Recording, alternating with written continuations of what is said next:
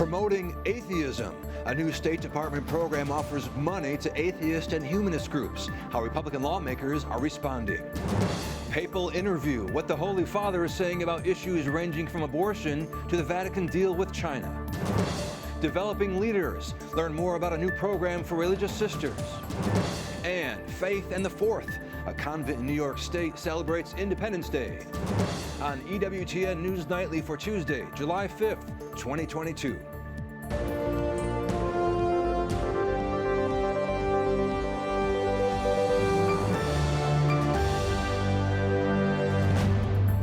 Thank you so much for being with us tonight on the Feast of St. Anthony Zachariah. I'm Owen Jensen, in for Tracy Sable.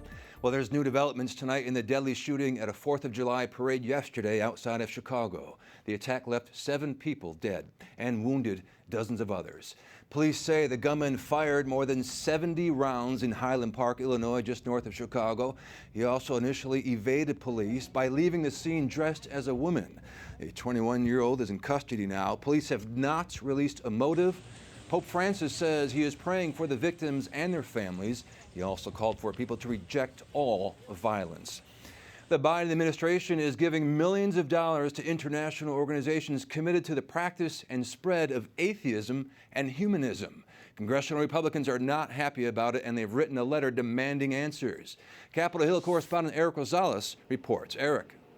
Well, good evening to you, Owen. I think the biggest thing that we have to remember about this is American taxpayer money that's being used to fund this grant program. And these grants aren't cheap. We're talking $500,000 each going to foreign entities as long as they support atheism.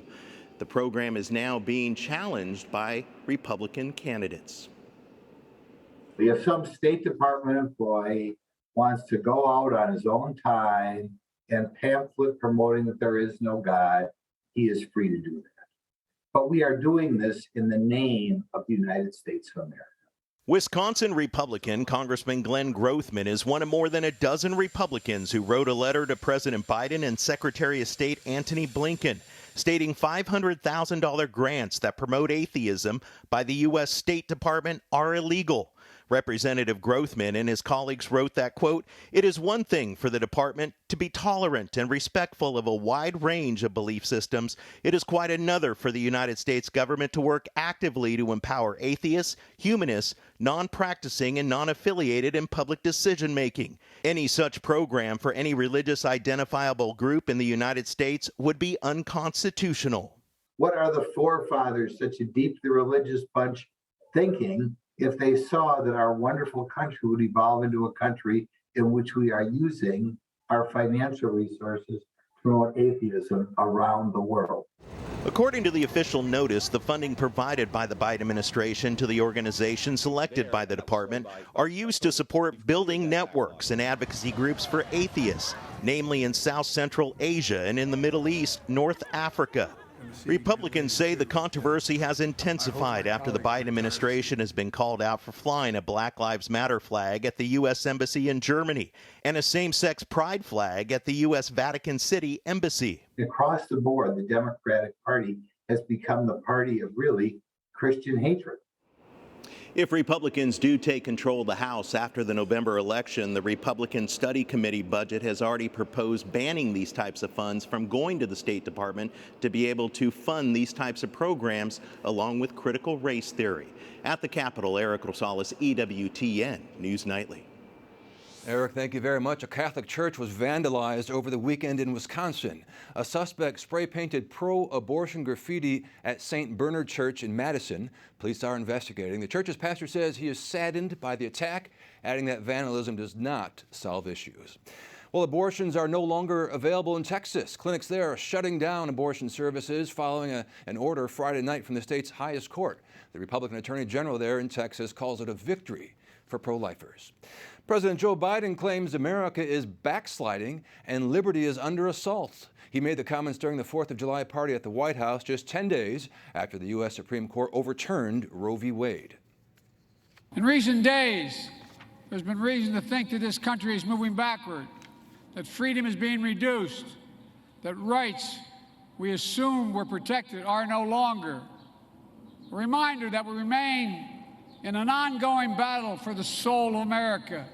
Today, the president also awarded the Medal of Honor to 4 soldiers who fought in Vietnam, including one who later died during that war. The president says they all went above and beyond the call of duty. More than 50 years have passed, 50 years since the jungles of Vietnam, where as young men these soldiers first proved their mettle. But time has not diminished their astonishing bravery, their selflessness in putting the lives of others ahead of their own, and the gratitude that we as a nation owe them. The president handed the Medal of Honor to the son of the soldier who died and placed the medal around the necks of the 3 others who survived. Pope Francis says abortion is like hiring a hitman. In a wide-ranging interview with the news service Reuters released today, the Holy Father asks if it's legitimate to end a human life just to, quote, solve a problem. The 90-minute interview was conducted over the weekend. The Holy Father also weighed in on the deal between the Vatican and China on the appointment of bishops. Pope Francis says he hopes the provisional agreement will be renewed. The deadline is October, and the provisional deal was struck back in 2018, and since then, 6 bishops have been ordained. Hong Kong recently commemorated the 25th anniversary of its handover from Britain to China, and a former official there says Beijing is turning the former British territory into a police state. But they are more likely to launch an invasion of Taiwan than was perhaps the case in the past, because they see Taiwan as being an affront to their grievance-based nationalism. Chris Patten was the final British governor of Hong Kong. He's also warning about Beijing's possible designs against Taiwan. Joining us now to discuss is Gordon Chang, author of The Coming Collapse of China and the Great U.S.-China Tech War. Gordon, welcome back. Great to see you. I'll get right to my first question. First, you saw the Vatican's deal with China regarding the appointment of bishops. Not much is really public about all this, kind of private. What do you know about this, please? Yeah, I don't think that this is a good agreement for the church. I mean, the Pope in that long interview with Reuters said, well, this is sort of like the Cold War, Eastern Europe, the church's accommodation with those countries. I don't think that that's an apt analogy. I think that really what you see in China is a much more vicious, a much more determined ruling group that wants to eliminate religion. So all in all, I would hope that they would reassess this, especially since Cardinal Zen has been arrested in Hong Kong. And I think that's a really bad sign for this agreement. Right, and Zen has been vocal against this deal. He certainly has been, and he's been raising important objections that have resonated. One thing, Owen, Christianity is flourishing in China, but it is the underground Protestant churches that are benefiting from this. From what we can tell, and there's a limited amount of information, but from what we can tell, the Catholic Church really has been eroded by communism and by the agreements with the Communist Party. So I hope that they look at this in a different light, because clearly the Catholic Church is having problems that the Protestant sects are not having. Let's go back to last week, if you would, please. President Xi visited Hong Kong, as you know, for 2 days to celebrate the 25th handover from Britain. And what did he say that caught your attention and that Americans should be concerned about? One of the most important things was that this was a 2-day trip to Hong Kong, but in the intervening night, Xi Jinping did not feel safe enough to stay in Hong Kong. He went back across the border into the mainland in Shenzhen. And I think that's a real indication that he understands that the people in Hong Kong just don't want communist China ruling. And we saw this because those public events really weren't very public. They were limited to team officials. So right now, I think that, yes, the Chinese Communist Party can rule Hong Kong. They can snuff out dissent, but only for an interim period. I think we're going to see the people in Hong Kong strike back one way or another, as they have done in 2003, 2014, and 2019. I think we'll see another event like that in the not too distant future. AP reported that Xi praised the city for overcoming, quote, violent social unrest. Obviously a reference to those pro-democracy protests a few years ago. When he says stuff like that, what's your reaction? Well, he has subjugated Hong Kong, but he has done so at the cost of vitality of Hong Kong, because what they're doing is they're moving against the rule of law. People will say Hong Kong is going to remain a financial center, and that's true, but it will no longer be an international financial center. It'll no longer be the vibrant, great city that it once was. it will be tamed as China is trying to integrate it into the Pearl River Delta region. It'll become, as they say in Hong Kong, just another Chinese city. And that's not good really for anybody except for the Communist Party, which wants to control. And control is more important than anything else. And we hear often about this term, one country, two systems. Does that still apply? Is that going away? What's going on there? Technically, it's supposed to apply for 50 years, and we've now just marked the halfway point. But really, nobody believes one country, two systems or a high degree of autonomy, the phrase that was in the Sino-British Joint Declaration of 1984. China is now directly ruling Hong Kong, and decisions are made in Beijing. They're not made in Hong Kong. People in Hong Kong know that, and people in Hong Kong are leaving, and if they can't leave, they're sullen and quiet about all of this. Now today, jumping ahead, John Lee, Hong Kong's new leader, this is AP, he says he's going to work on easing restrictions for travelers while balancing the risks of the coronavirus outbreak. I didn't realize that Hong Kong and mainland China are among the few places in the world that still quarantine arrivals. What do you see happening there? Is this just going to drag on for years and years in China, in Hong Kong? This will drag on for a very long time. This is the zero COVID policy of Xi Jinping. And just about 3 or 4 days ago, a Beijing health official said that, look, we're going to have zero COVID for another 5 years. And although Hong Kong would like to open up, because you can't run a financial center that is under strict coronavirus rules, nonetheless, I don't think they'll be allowed to do that. This is Xi Jinping's policy, and he's not going to allow deviations from it, either in the mainland or in Hong Kong itself. Well, finally, we got a few moments here. Gordon, what else are you following for us? I think the most important thing is the Chinese economy right now and the debt crisis, because this has really given legitimacy to the party for 3.5 decades of very rapid growth. Right now, we're not seeing that. And the other thing to keep in mind is the demography crisis.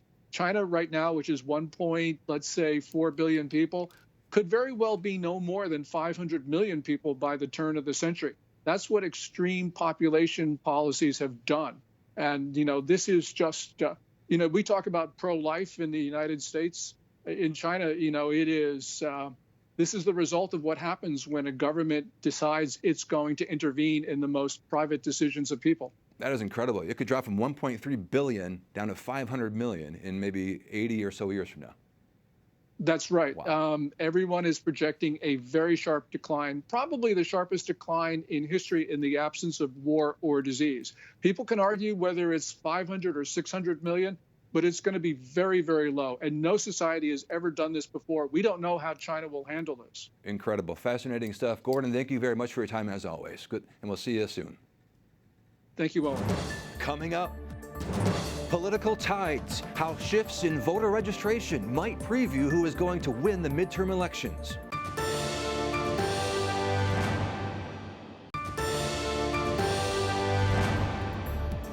According to a recent report from the Associated Press, more than 1 million voters in the past year have switched to the Republican Party. The numbers span more than 36 states. The shift can be seen in suburban counties, primarily outside Denver, Atlanta, Pittsburgh, and Cleveland. Mid-sized cities are also seeing voters who supported Democrats in 2020 now move to the GOP. Could emphasize this be a sign of what's to come in the midterm elections in November, now just 4 months away or so. Joining us now to discuss is Dr. Colin Swearingen, Associate Professor of Political Science at John Carroll University in Cleveland, Ohio. Dr. Swearingen, welcome. Great to see you. We'll get right to it here. That 1 million number, fascinating. Voters possibly changing parties. What do you believe are the factors driving this shift?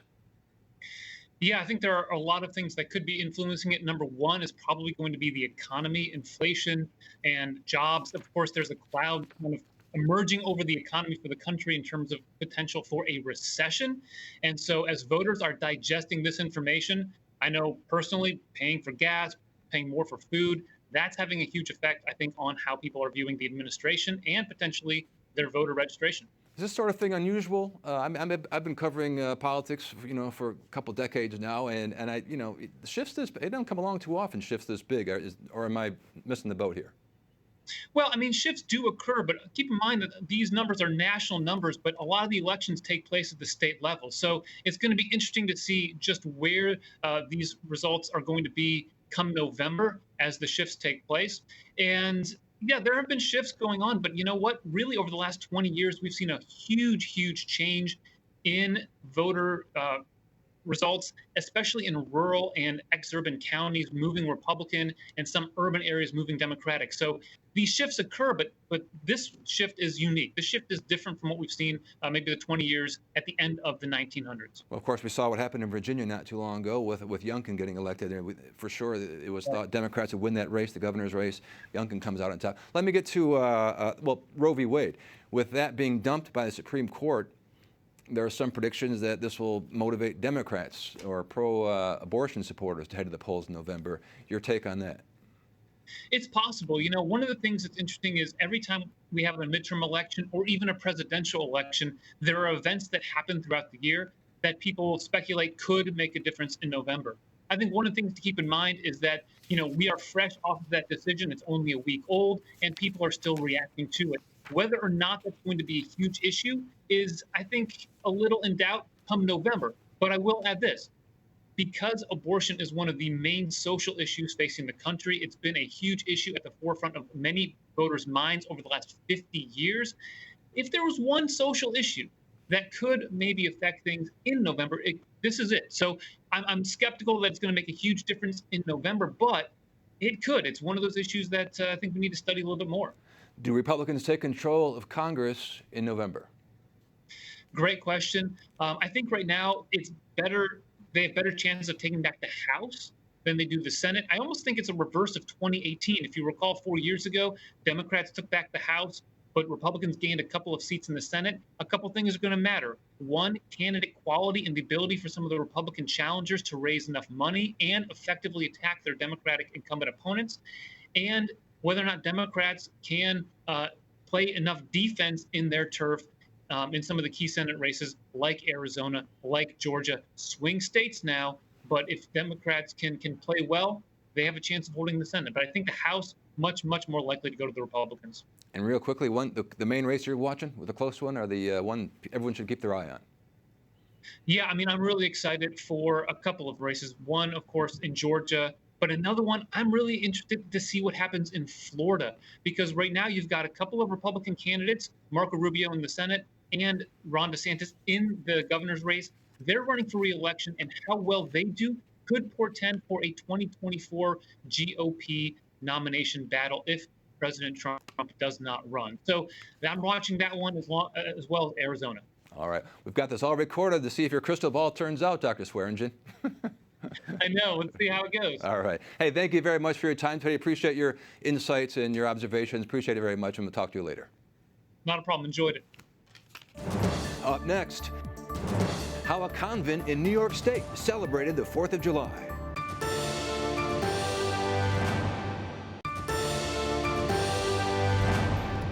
The former head of the Archdiocese of Sao Paulo, Brazil, has died. Cardinal Claudio Humes played a major role in the 2019 Synod on the Amazon.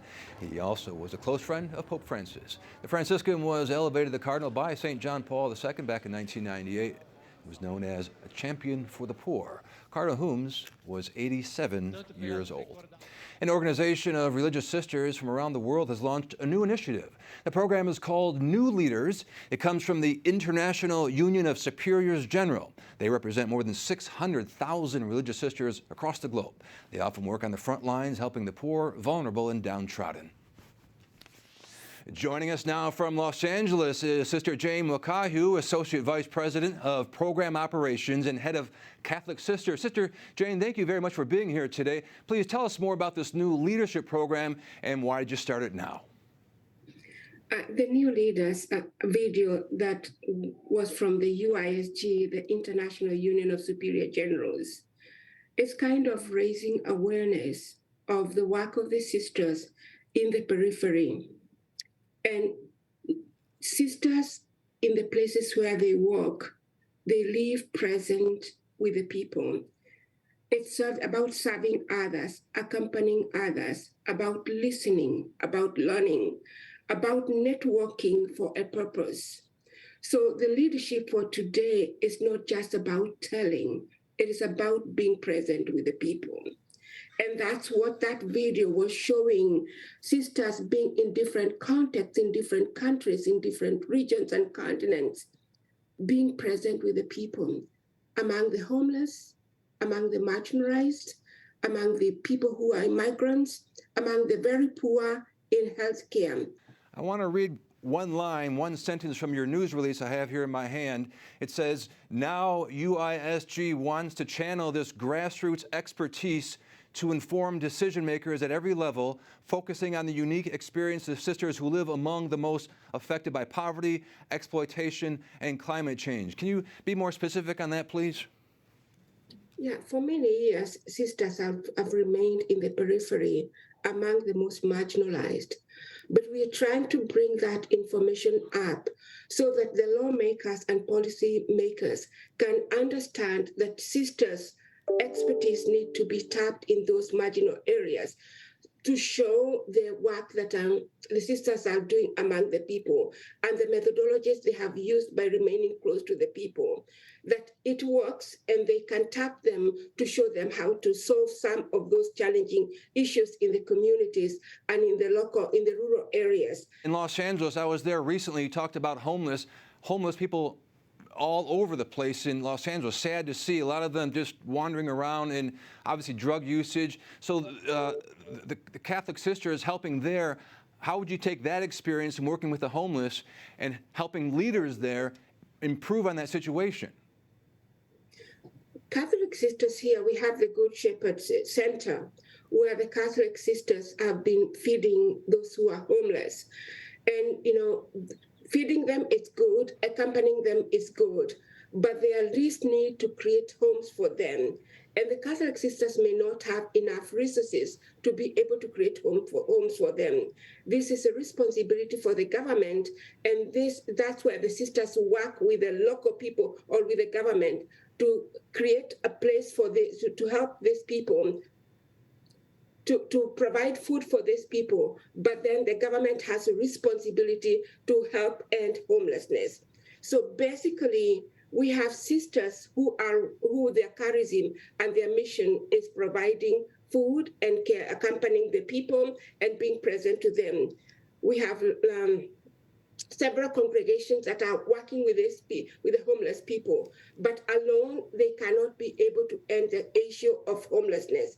They have to work with others in order for this issue to end. Well, I think you hit it right on the head there, sister, and we have to cut it short here. We're out of time, but I want to thank you very much for your work and for the work of all the sisters there with you and throughout the world. Keep up the tremendous job that you're doing, and our prayers are with you. Sister Jane Wakahiu, Associate Vice President of Program Operations and Head of Catholic Sisters, thank you very much.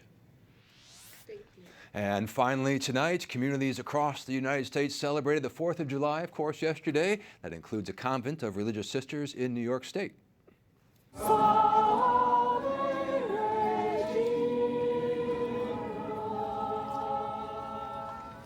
The festivities took place at the Convent of the Daughters of Mary in Round Top, New York. Nuns, priests, seminarians, and friends sang songs of faith and patriotism. There are plenty of red, white, and blue balloons to colorfully celebrate July 4th on a beautifully sunny day in the Catskills.